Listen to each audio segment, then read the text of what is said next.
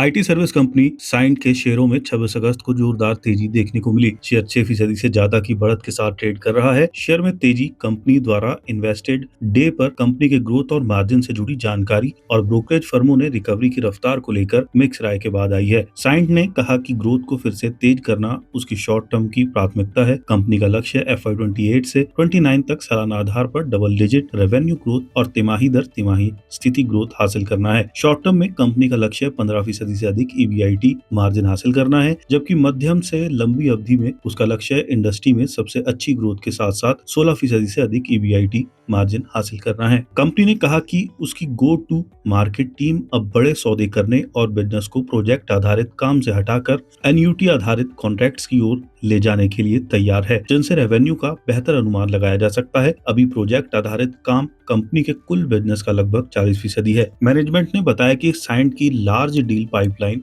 अभी रिकॉर्ड ऊंचाई पर है। इसमें 9 ऐसे सौदे शामिल हैं जिनकी कुल कॉन्ट्रैक्ट वैल्यू लगभग $300 मिलियन है। कंपनी ने FY26 को कई रणनीतिक बदलाव के बाद स्थिरता का साल बताया है और उम्मीद है कि FY27 और 28 में उसकी नई रणनीति से रिकवरी शुरू होगी। मार्जिन के मामले में साइंट ने पहले ही प्रगति की है। Q1 FY27 में EBIT मार्जिन बढ़कर 13.2% हो गया, जो पहले लगभग 12.2% था। मैनेजमेंट का लक्ष्य AI आधारित रेवेन्यू ग्रोथ और ऑपरेटिंग कॉस्ट में दक्षता के जरिए मध्यम अवधि में 15% का लक्ष्य हासिल करना है। JP मॉर्गन के अनुसार मैनेजमेंट जिन मुख्य पैमानों पर नजर रखेगा उनमें खास तौर पर बड़े सौदों से ऑर्डर आने में डबल डिजिट ग्रोथ और मार्जिन का 15% तक बढ़ना शामिल है। JP मॉर्गन ने साइंट के लिए ओवररेट रेटिंग दी है और उसके लिए 1050 प्रति शेयर का प्राइस टारगेट तय किया है। ब्रोकरेज का कहना है कि साइंट की नई रणनीति सही दिशा में आगे बढ़ती दिख रही है, लेकिन स्टॉक की री रेटिंग के लिए इसे सही ढंग से लागू करना अहम होगा। JP मॉर्गन ने इन्वेस्टर डे पर कंपनी के बड़े सौदों पर फोकस, एन्युटी आधारित रेवेन्यू की ओर बदलाव और मार्जिन बढ़ाने की योजनाओं को मुख्य सकारात्मक बातें बताया है। इस बीच मोतीलाल ओसवाल ने साइंट पर अपनी सेल रेटिंग को दोहराया है और इसका टारगेट प्राइस 740 रखा है। इसका मतलब है कि मंगलवार की क्लोजिंग कीमत से इसमें लगभग 24% की गिरावट आ सकती है। ब्रोकरेज का कहना है कि वे कंपनी के काम करने के तरीके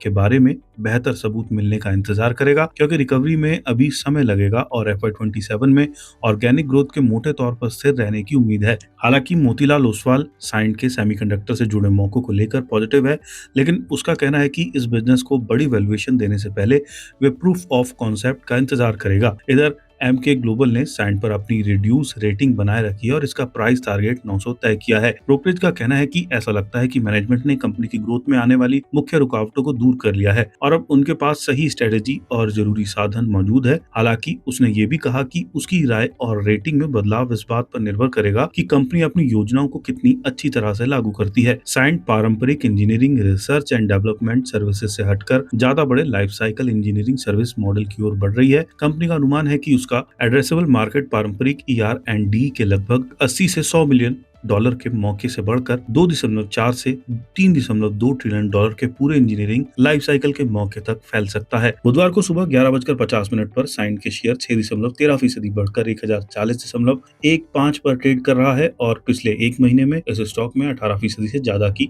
बढ़त हुई है।